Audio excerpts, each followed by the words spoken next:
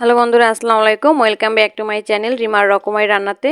আশা করি আপনারা অনেক অনেক ভালো আছেন। আমিও আপনাদের দয়া অনেক ভালো আছি। আজকে আপনাদের সাথে শেয়ার করব একটা অসাধারণ একটা রেসিপি, আর সেটা হলো মুরগির পা, পাখনা, চামড়া। অনেকে আছেন আমরা এগুলো পছন্দ করি না, খেতে চাই না। আজকে আমার এই ভিডিওটি দেখার পর যদি বাসায় একবার এই রেসিপিটি তৈরি করেন তো কথা দিচ্ছি বন্ধুরা, আর এটা খাওয়া থেকে মিস করবেন না। অবশ্যই এটা খুবই মজার ও সুস্বাদু হবে। তো কিভাবে এই তরকারিটি রান্না করছি সেটা নিয়ে আজকের আমার এই ভিডিওটা ভালো লাগে একটা লাইক করে দিবেন। আর আপনাদের কাছে আমার একটা অনুরোধ, অবশ্যই আমার চ্যানেলটি সাবস্ক্রাইব করে দিয়ে বেল বাটনটি অল করে দিবেন। তো চলুন চলে যাই মূল রেসিপিতে। তো এখানে আমি মুরগির পা, পাখনা, চামড়া ধুয়ে, মাথা ধুয়ে পানি ঝরিয়ে নিয়েছি। তো দেখতেই পাচ্ছেন তো আমি কতখানি নিয়েছি। তো এবার আমি একটা কড়াইতে দিয়ে দিয়েছি রেগুলার রান্নার তেল, হাফ কাপের মতো। আর তেলটা গরম হয়ে আসলে এখানে দিয়ে দিয়েছি আমি 2 টেবিল চামচের মতো পেঁয়াজ বাটা। তো পেঁয়াজটা দিয়ে আমি হালকা একটু ভেজে নেব। এই পেঁয়াজটার ভিতরেই এখন আমি দিয়ে দেব বাকি বাটা মশলাগুলো। তো এখানে আমি নিয়েছি তেজপাতা, দারচিনি ও এলাচ, আর নিয়েছি জিরা বাটা 1 চা চামচ, আদা ও রসুন বাটা 1 টেবিল চামচ করে। তো এবার আমি এগুলোকে দিয়ে 2-3 মিনিটের মতো একটু ভেজে নেব, যাতে করে মশলার যে একটা কাঁচা ঘ্রাণ আছে সেটা দূর হয়ে যায় আর মশলা থেকে একটা সুন্দর একটা ঘ্রাণ বেরিয়ে আসে। তো এখন আমি দিয়ে দেবো এর ভিতরে পানি। আমার মশলাটা ভাজা হয়ে গেছে।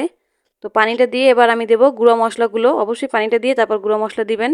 তো এখানে আমি দিয়ে দিচ্ছি হলুদের গুঁড়া 1 চা চামচ, মরিচ হাফ চা চামচ, আপনারা আপনাদের পছন্দ মতো দিয়ে দেবেন। আর দিয়ে দিচ্ছি লবণ স্বাদ মতো। তো এরপর দিয়ে দিচ্ছি ধনিয়ার গুঁড়া হাফ চা চামচের মতো, গরম মশলার গুঁড়ো হাফ চা চামচের মতো। এবার আমি এই সকল মশলাপাতিগুলোকে আরও 2-3 মিনিটের মতো ভেজে নেব। তো মশলাটা ভাজা হয়ে গেলে এর ভিতরে দিয়ে দেবো আমি সে ধুয়ে রাখা পা, পাখনা ও চামড়াগুলো। এগুলোকে দিয়ে আমি 4-5 মিনিটের মতো সুন্দরভাবে মশলার সাথে কষিয়ে নেব, যাতে করে এই পা, পাখনার মাঝে মশলাগুলো সঠিকভাবে ঢুকে। তো এটাকে আমি 4-5 মিনিটের মতো কষিয়ে সুন্দরভাবে রান্না করে নিয়েছি। এখন আমি এখানে দিয়ে দেব একটা আলু। তো আলুটাকে আমি এভাবে টুকরো করে কেটে নিয়েছি।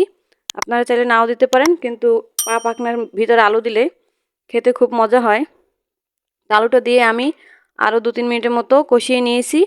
এবার আমি এটাকে সেদ্ধ হওয়ার জন্য দিয়ে দেব পর্যাপ্ত পরিমাণের পানি। এটা আমার অলরেডি 50%-এর মতো সেদ্ধ হয়ে গেছে। তো আমি এটাতে বেশি ঝোল রাখবো না, তাই আমি এখানে 1.5 কাপের মতো পানি দিয়ে দিয়েছি। এখন আমি এটাকে ঢাকনা দিয়ে ঢেকে রান্না করব 10 থেকে 15 মিনিটের মতো।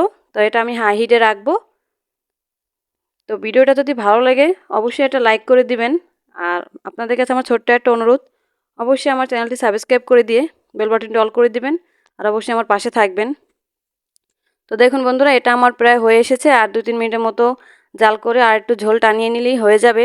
তো এই পর্যায়ে এসে আমি এখানে দিয়ে দেব জিরার গুঁড়ো। তো জিরাটা আমি তেলে গুঁড়ো করে নিয়েছি, এটা অবশ্যই দিবেন। এটা দিলে খুব সুন্দর একটা ঘ্রাণ বেরিয়ে আসবে আর খেতেও কিন্তু খুব দারুণ লাগবে। তো এটা দিয়ে আমি আর 2-3 মিনিটের মতো জাল করে নেব। তো সবাই ভালো থাকবেন, সুস্থ থাকবেন। আল্লাহ হাফেজ।